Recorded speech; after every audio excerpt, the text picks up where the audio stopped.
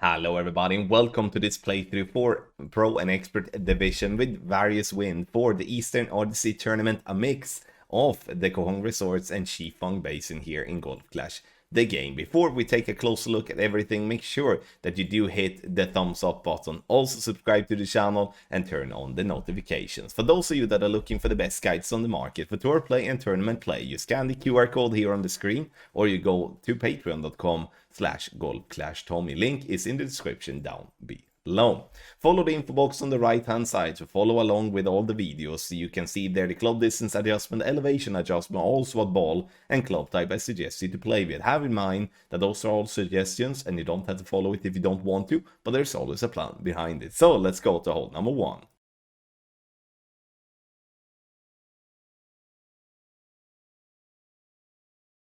For hole 1 here with the Kohong Resorts hole number 5, we are going to start not at the top of plus 16, we're going to start at the top of plus 10. Our goal here now is to position the ball in between the two trees, so we do have an open view towards the pin. Here you can play more aggressive if you want to spend any type of special ball, where a P5 ball maybe can reach over the water. You can play down the right as well and open up for a sniper. But the standard way of playing this hole is to play straight down the middle here on our drive. Max plus 20 is the adjustment, and you can see that we are leaving ourselves fairly far away from the edge, just to not take any risks at all.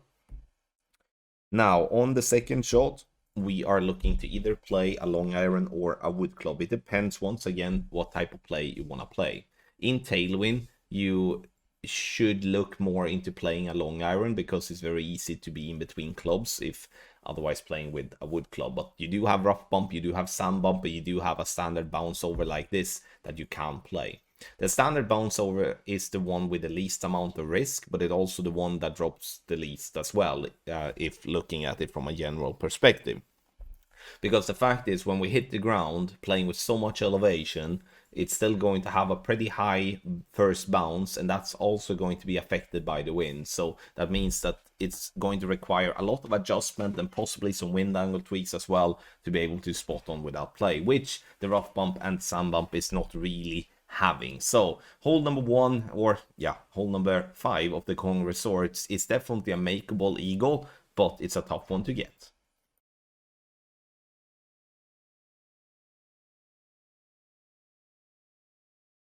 For hole number 2, we are going to start with a power 0 ball when we do have tailwind, crosswind, or headwind. This as we wanna try to find max or min line here using the Grizzly at max in tailwind and crosswind.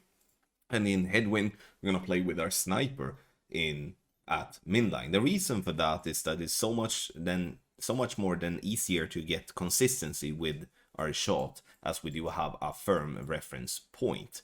If we would have just been having a floating landing spot, then that's going to be very easy to it's gonna be hard to replicate. It's easier to say that way.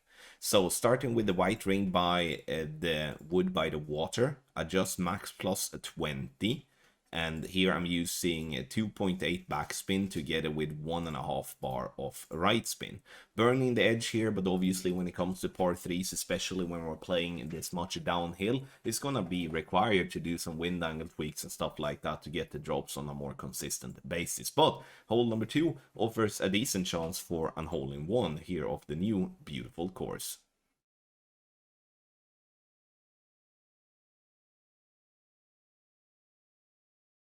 For hole number 3, which is hole number 6 of the Kohong Resorts par 5, and we are going to use the right hand side. Starting at max club here, trying to aim with the ball guideline down center of the fairway. What I do think we need to have in mind here is that using a ball that has more power than 3 is actually very valuable, because that means that we're gonna have no problem to reach for the second shot to the rough bump. That is our intention, to play the rough bump even if we do have a shorter drive. Max plus 10, and here I'm using max overpower with a slightly slower needle. Here again, if you're playing with a power ball that is more than power 3, then you will have a completely slow needle instead. Perfect ball it is, and we are bouncing on the fairway up towards center. the fairway. And if we are favoring any side, we want to be more right than left, because that means that we are closer towards the pin. Second shot, we're playing with our sniper, and the sniper is valuable in the sense of having a good accuracy, but it's also having a good ball guideline, because playing with clubs such as the Big Dog, Guardian, Cataclysm, especially in the lower levels, the ball guideline will not be as good as it is with sniper. This is not a simple one from distance, but the rough bump allows us to remove much of the wind effect after the first bounce. Spin to pin, and we are using no elevation, but then it's going to be based off what check you have and also what type of distance you have towards the pin. So no elevation, and I'm doing my best to make the accurate adjustment, which is a little bit too little, but that's something we obviously learn depending on what type of wind we do have in the tournament. Perfect ball it is, and we lands safely into the rough, and it rolls up with good speed. But again, it's a little bit under adjusted, needed a little bit more here for hole number 3 in the Eastern Odyssey Tournament, which is hole number 6 of the Cajon Resorts.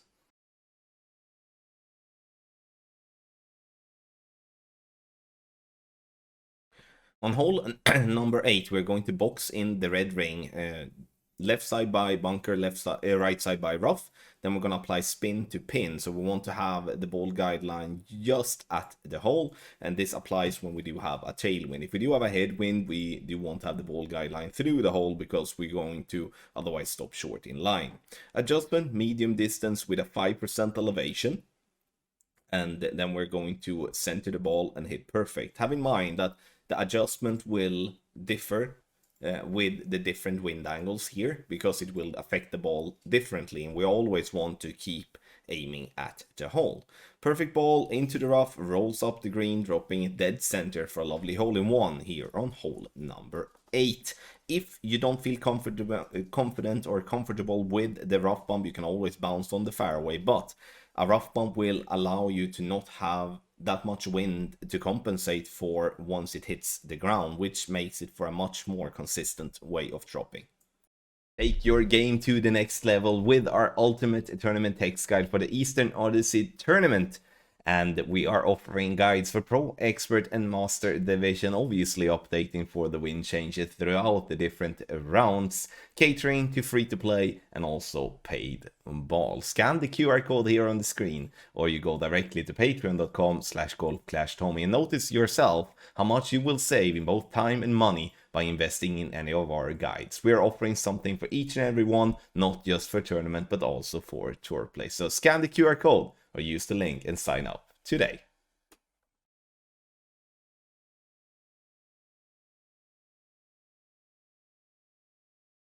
Cajon Resorts hole number 9 is what we're playing as hole number 5 here from the second tee. Now we're putting ourselves at the top of +3 with the blue ring by the rough line with our Apoc 8. You can mirror this position with other Apoc levels as well. Don't use too much topspin, as we don't want to roll too long into the rough. Max +10 is the adjustment. If you pull into overpower, use whatever you pull into as your overpower amount. And this together with, in this instance, the circle drop overpower.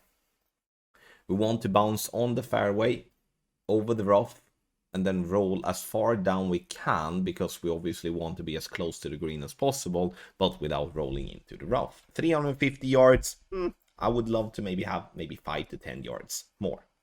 Second shot, we play with our sniper. The reason we play with the sniper is due to its accuracy, but mainly the ball guideline. So we do want to back up a little bit to ensure that we can pull the full amount without having any problems by pulling into max club, which is the tricky part with headwind, I must say. And therefore playing with a power 4 ball or a power 5 ball is most definitely something that is recommended in headwind. That will simplify the drive. It will also then allow you to play a little bit higher up on the fairway and allow for a simple adjustment with your sniper.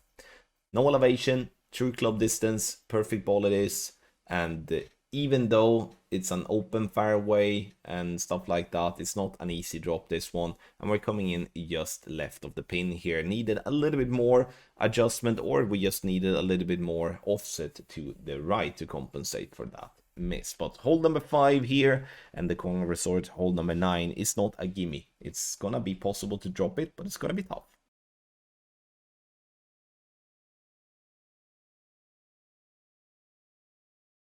For hole number 6, a par 4, here we can go for green if we do have a tailwind. I would say like this as well, that if we do have a crosswind and even a headwind, we could use a topspin boost ball and do some sort of a double bounce over that last piece of rough that we're trying to have our first bounce to bounce over right now. But obviously everything simplifies if we do have a tailwind. So we start at max club, 5.8 topspin, 2 left spin is what I'm using, adjust max plus 10.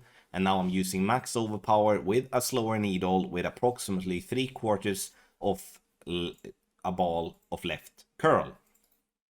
Now, obviously, you can use a ball with less wind resistance, which means that it will fly longer. You can use more topspin and then you will possibly go to green and actually attack the pin for an hole-in-one. But if you do not have the means to do that, meaning that you don't have the club or you don't have the ball, then we're going to have to play a wedge. And the wedge, super simple. It's a standard EB school play, and I'm going to display this for you here now. So you can see here that I'm stretching out the max to see where max club is, and then I look to where the pin stands in relation to max and min club. Then I judge the club distance from there, and that equals then my slider. 20% elevation is what I'm using here with EB School with no spin. And the beauty with playing with Endbringer is obviously that if you are that terrible like myself to hit great with a wedge like this, then you will see yourself still have a good chance to drop for an eagle. If you do have a direct headwind and you don't have the possibility to play with a topspin boost ball on off tee, you can lay up. And then you have to attack the pin with a short iron from distance. Still very makeable, but obviously if we can send it, we're gonna send it.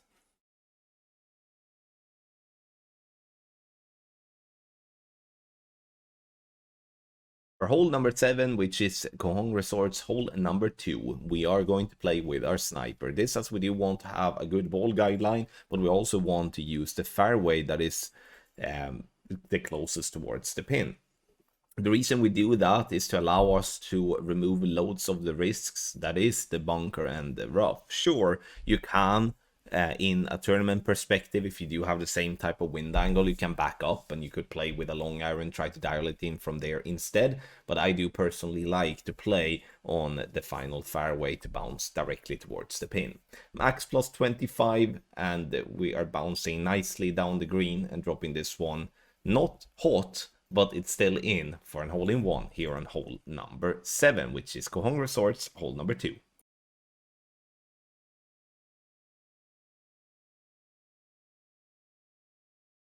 For hole number 8, here I'm playing an NMT, and I'm using 3 right spin and 5.8 top spin. This to make sure that this shot can be replicated even with lower level Apocalypse. Adjustment, I'm using max with no elevation, and the reason I'm doing that is because it's not because 0 is the true elevation. The true elevation I would judge from here is going to be plus 15, but the reason I decreased elevation is to ensure that I can play the NMT and still hit the pad, as I from an NMT position are aiming very close to the rough line to the left.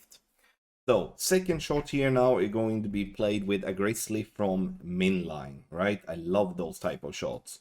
And the thing with this is that obviously you can't play the grizzly from absolute min line if you are having a tailwind on the approach. Then you can either push up rings from min and still play grizzly, or that you're playing with a short iron instead. But now having a headwind together with crosswind, or if we would have just had a straight crosswind, we're playing from the min line.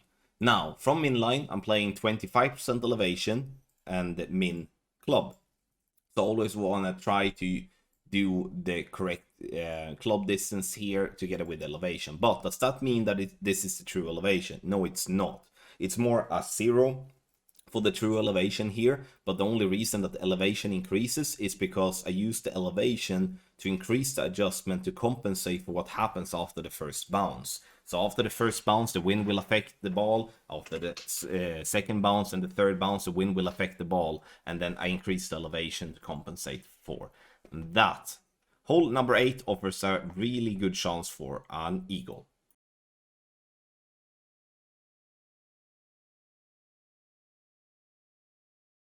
For the drive here on hole number 9, here it's all about what type of club and ball, and also what wind you have, if you can reach over to the two fairway pads or fairway islands that you do have after the water. If you can reach the center of them too, then you do have a pretty nice and sweet approach towards the pin. It does, however, require a lot of topspin, or that you do in some sort of a max OP shot with less topspin and reach over there. So the video is displaying a more conservative route, which always gives you a chance for a drop, but staying away from the water. Adjust max plus 10 using 3 topspin, 2 left spin. I'm playing with a power 5 ball, this to ensure that I do have the power for the second shot. Now, when it comes to the second shot, we can do 2 ways. I'm going to show you both, and we're going to start with the more aggressive one, which is going to be a rough bump. So we're gonna have, not at the pot obviously, so we're gonna go at that one, and we're gonna take a look at the rough bump. So this is a more technical one where it requires that you do play with the cataclysm. So what we're gonna do here now, or what we're doing, is to put the target at max club, ball guideline to go just to the hole. And you can see here now that even if we are aiming inside the bush, it's not affecting the ball guideline at all. So aiming there with the ball guideline to hole. Here from max line, I'm adjusting max, no elevation, P5 numbers. And then to compensate for the extra push that we're getting from the tailwind, I'm going to do circle break underpower. So you can see that I'm centering the ball, moving back to circle break underpower, and doing my best to hit perfect. A perfect ball here now will land where we have been aiming, you can see there, and it rolls up towards the pin, dropping for a lovely albatross. If you don't feel comfortable with an aggressive one like that, you can always play with the sniper. However, though, bouncing up towards the pin is not going to be as consistent as a rough bump, especially from this long distance, but it's always going to be super safe. So let's take a look at that one just for reference. Alright, so now the sniper. You can see I can't reach for the rough bump, I also don't have the topspin for doing so. So I'm using 2 right spin, and now it's all about finding the sweet spot with the topspin. And here I'm moving right and right, feeling that the more right I am, the more consistent the rollout should be. What I do need, or what I do forget about here, is that it's actually slightly uphill when the ball comes towards the green. So we kind of have to aim with the ball guideline closer towards the pin and then this. I mean, the idea with offsetting for the tailwind push is good, but I'm offsetting way too much. 10% elevation is what I judge this normal bounce up shot to be needed, whereof the rough bump, as you remember, was needed nothing. So even with a great left, we're safe and it bounces on the fairway, but as you can see, we don't have speed enough to give the ball a chance. But that's a different way of attacking the pin on the second shot here in a tough par 5, such as hole number 9. Thank you so much everybody for watching this playthrough for Pro and Expert Division, the Kohong Resorts in the Shifang Basin in the Eastern Odyssey Tournament here in Golf Clash the game. Make sure to scan the QR code here on the screen, or you go directly to patreon.com/golfclashtom and sign up for any of our tour or tournament guides, the best guides on the market. Thank you so much once again for watching, and I wish you the best of luck in your Golf Clash game.